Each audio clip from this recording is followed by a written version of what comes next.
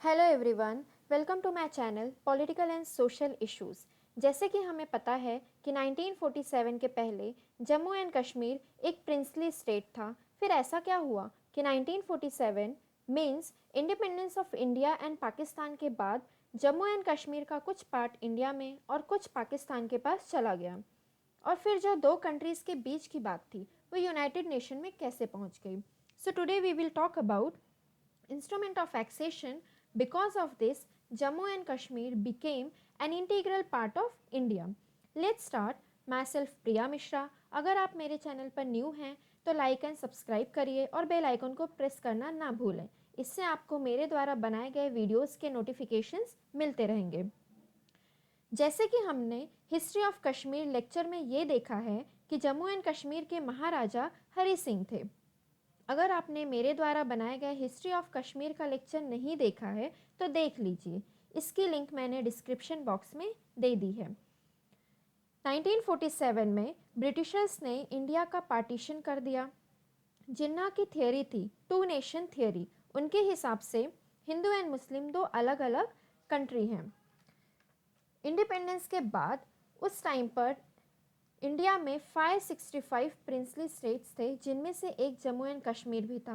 Independence के बाद सारे प्रिंसली स्टेट को ब्रिटिशर्स ने ये राइट दिया कि या तो तुम पाकिस्तान में ज्वाइन हो जाओ या तुम इंडिया में ज्वाइन हो जाओ या एक इंडिपेंडेंट नेशन बन जाओ। महाराजा हरि सिंह को इंडिया या पाकिस्तान किसी में भी ज्वाइन नहीं होना था। उन्हें जम्मू एंड कश्मीर एक इंडिपेंडेंट नेशन चाहिए था। महाराजा हरि सिंह ने स्टैंड स्टिल एग्रीमेंट साइन कर ली with Pakistan. Stand still agreement का मतलब स्टेटस क्यू बनाए रखना। Trade and commerce between Jammu and Kashmir and Pakistan वैसे ही रहेगा जैसे अभी है, बट पाकिस्तान में हम ज्वाइन नहीं होंगे। हरि सिंह ने इंडिया के साथ भी स्टैंड स्टिल एग्रीमेंट साइन करना चाहा। बात चल ही रही थी, लेकिन तब तक पठान ट्राइब्समैन पाकिस्तानी आर्मी की हेल्प से कश्मीर पर अटैक कर दिया, रेप किया, लूटा सबको। सिचुएशन बहुत ख़राब हो गई थी। ये सब देखकर महाराजा हरि सिंह ने नेहरू से मिलिट्री हेल्प मांगी। Initially Nehru did not support accession without ascertaining the will of the people. फिर माउंटबेटन और सरदार पटेल के इंसिस्ट करने पर मान गए। Finally 26 October 1947, the Maharaja acceded to India by signing the Instrument of Accession.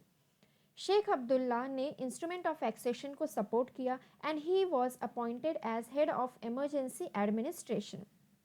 Instrument of accession में क्या था? उसमें ये लिखा था कि defence, foreign affairs, finance and communication को छोड़कर कोई भी लॉ जम्मू एंड कश्मीर में लागू करने के लिए इंडियन गवर्नमेंट को स्टेट गवर्नमेंट की सहमति की आवश्यकता है। स्टेट गवर्नमेंट मतलब कश्मीर की स्टेट गवर्नमेंट की।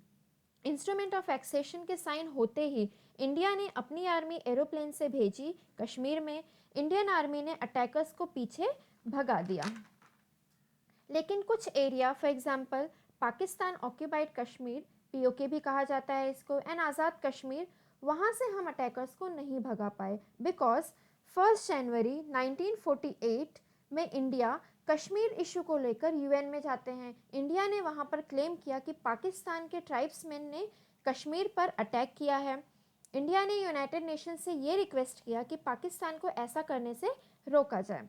इंडिया ने कहा कि accession of Jammu and Kashmir हम ये एक लीगल है, हमने फोर्सफुली साइन नहीं करवाया है। और इंडिया ने ये भी कहा कि हम प्लेबिसाइड कराने के लिए रेडी हैं। लेकिन पाकिस्तान ने कहा कि उसका कोई रोल नहीं है इस कॉन्फ्लिक्ट में। पाकिस्तान ने कम्प्लीटली डिनाई कर दिया। पाकिस्तान के हिसाब से ये एक्सेशन फ्रॉड है। फिर आता है resolution 47 and it was adopted on 21 अप्रैल 1948। अगर हम बात करें रेजोल्यूशन 47 की, तो उसमें पहली चीज़ ये कही गई थी कि जो कमीशन बनाया जाएगा वो 5 मेंबर्स की कमीशन होगी, United nation commission for India and Pakistan.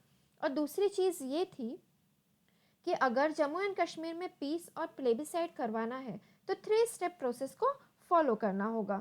First step, Pakistan से कहा गया कि जो पाकिस्तानी ट्राइब्स या नेशनल्स हैं उनको वहाँ से विड्रॉ कराना होगा एंड फाइटिंग को स्टॉप करना होगा। सेकेंड स्टेप इंडिया से कही गई कि फर्स्ट स्टेप पूरा होने के बाद धीरे धीरे अपने सोल्जर्स को इंडिया को कम करना होगा और कुछ कम फोर्सेस ही रखना होगा, कम फोर्सेस जिससे वहाँ की लॉ ऑर्डर मेंटेन हो सके। थर्ड स्टेप में ये कहा गया कि अगर first step and second step complete हो जाएगा तब इंडिया एक प्लेबिसाइड एडमिनिस्ट्रेटर अपॉइंट करेगा जो नॉमिनेट होगा यूनाइटेड नेशन द्वारा, और ये एडमिनिस्ट्रेटर के पास फ्रीडम होगा कि कैसे प्लेबिसाइड कराया जाए। But it was failed, resolution आगे नहीं बढ़ा क्योंकि फर्स्ट स्टेप कंप्लीट नहीं हुआ, पाकिस्तान ने अपनी आर्मी हटाई ही नहीं, तो सेकेंड स्टेप कैसे हो पाता। पाकिस्तान ने कहा कि अगर हमने आर्मी हटा दी तो इंडिया अटैक करके हमारी टेरिटरी को कैप्चर कर लेगा। इंडिया ने भी यही कहा कि अगर हमने आर्मी कम कर दी तो पाकिस्तान अटैक करके कैप्चर कर लेगा। फिर 27 जुलाई 1949 में एक सीज फायर लाइन बन जाती है। सीज फायर मीन्स टेम्पररीली जो लड़ाई है उसे बंद कर दें जब तक फाइनल एग्रीमेंट नहीं होता। 2 जुलाई 1972 में शिमला एग्रीमेंट होता है between India and Pakistan. Cease fire line को LOC का नाम दिया जाता है, लाइन ऑफ कंट्रोल। इसमें एक और चीज़ डिसाइड होती है कि इंडिया पाकिस्तान कश्मीर का इशू आपस में सुलझाएंगे, किसी थर्ड पार्टी की हेल्प नहीं लेंगे। Thank you everyone for watching my channel. I hope you all understood Instrument of Accession and United Nations Resolution 47. If you have any doubt, ask in the comment section. Thank you.